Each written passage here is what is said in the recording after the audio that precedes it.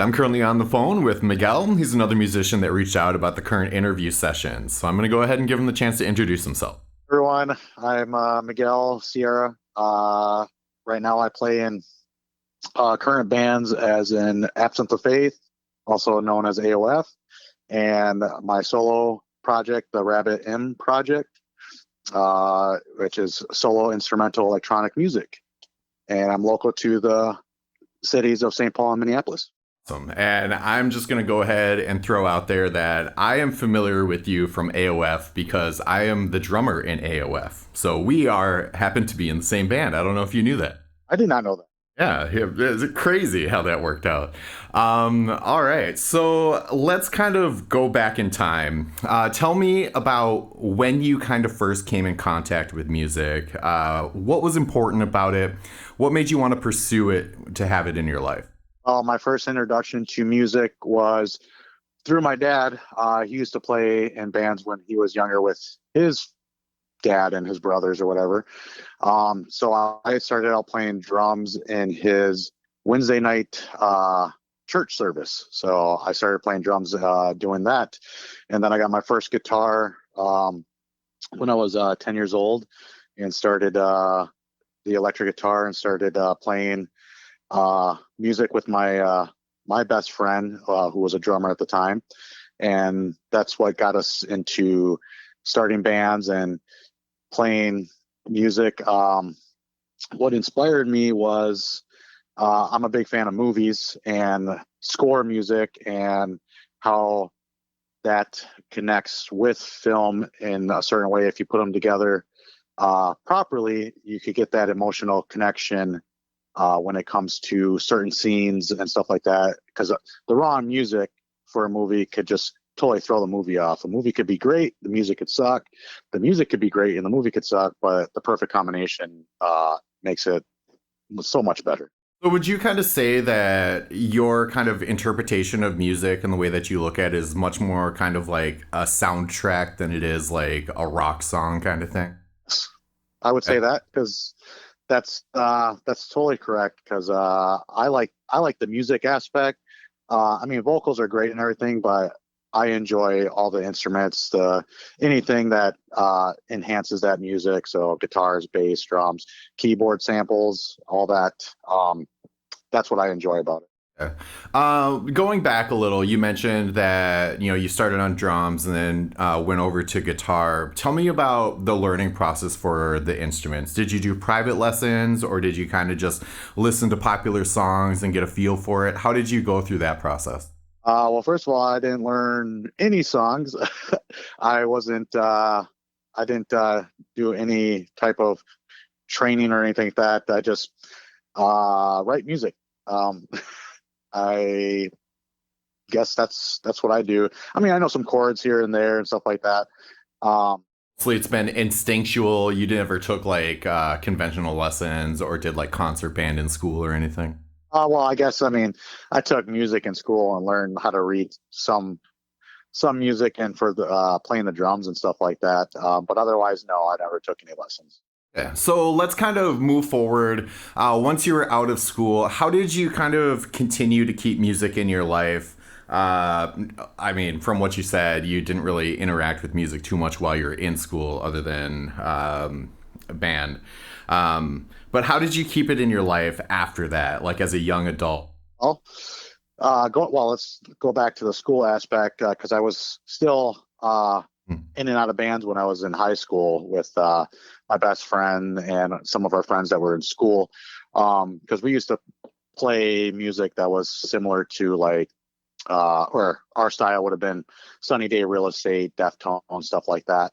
And then once we got out of school or whatever, there was we didn't stay in contact or whatever. We all wrote music still, but what kept me going was I'd say still writing on Fruity Loops, doing my own stuff, doing my solo stuff until I was contacted by a friend through the club scene who was looking for a guitarist, keyboardist to start playing with them live. And that's when I started getting back into playing live shows and being local to the scene of doing shows. And that was with a band called Soulless Affection. And then after that, they started doing their solo stuff. So I kind of dropped out and the singer moved to Texas. And so then I joined the former keyboardist of Soulless Affection with his project with another friend, which was Static Image, and started playing guitar for them for a couple years. And then they took a hiatus, started doing their solo stuff. So I was like, well, I don't want to stop. So then that's when I started the Rabbit In project, doing what I enjoyed the most, which was that instrumental score type music.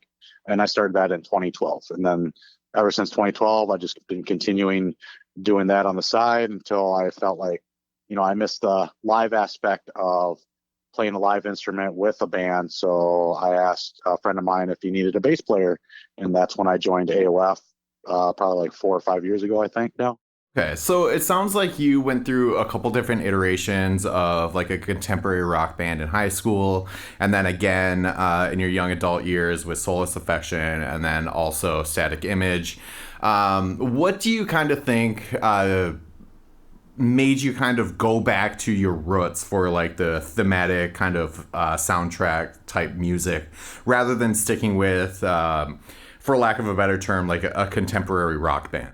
Well, I would say again, my love for movies. It was continuously my my one of my inspirations, which is John Carpenter. I was watching a lot of his movies, and I was like, I want to get back into doing that style of music, that type of electronic score type music. And it was these certain movies that started influencing me to go to that and bring what I enjoy about music. So it was a lot of John Carpenter films. It was a movie called the Black Side of the Rainbow, I think, or something like that. These what do you want to say? Musicians that were doing these scores were starting to add a lot of that 80s electronic feel to their scores. So a lot of these movies that started coming out were adding a lot of that sampling and synths, and it was very inspiring. So that's why I wanted to continue doing that, but in my own aspect. Okay. And so you said you've been doing the Rabbit M project since about 2012. I imagine there's probably a significant amount of backlog there that you have. Yeah, a lot. How many albums do you think you have written under the Rabbit M project? 15. 15? That's nice. That is a little bit less than one per year, so that's a good turnaround. Yeah, some of them, I mean, don't get me wrong, some of them are like 10 songs. There's probably like 3 or 4 that I would consider little 6-song EPs or 5-song EPs. But yeah, no, I'd probably say, yeah, about 15, maybe 16 or 17, but definitely 15 albums. And some of those songs are out there right now. So. Okay. And where do you see kind of the trajectory for the Rabbit M project? What do you want to accomplish out of it? Where would you like to see it in like 5 or 10 years? I would like to see at least somebody wanting a tracker here for like a movie. I mean, I don't care if I get paid or not. It's the enjoyment of somebody asking me, "Hey, do you submit a track, or do you want to write a track for this movie?" It could be a low budget movie. It could be somebody in Hollywood being like, "Hey, this would be awesome for this guy to like introduce a track to our movie." So that would be my goal, my inspiration of doing something in hopefully 5 years. Sure. I might have some information I can give you about that for like call sheets and things like that. And we'll talk about that later. So let's talk about the other project, AOF. Tell me about AOF. AOF, Absent of Faith. So again, I'd say probably like 4 or 5 years, probably like 5 years ago or whatever is when I joined. So like 2018, I'd say. So like I said, I talked to my friend Jarvis, who's the lead singer and creator of Absent of Faith. If he was looking for a bassist, because I knew they didn't have a bassist, and joined him. he already had a good catalog already written, so I just joined to play live and help him out on stage and continue wanting to play a live instrument with this band. It's very industrial type of band. We've played with bands like Combi Christ, God Module, Velvet Acid Christ. Got to share the stage with Julian K. Maybe not the opener for them, but still got to become friends with them and hang out with them.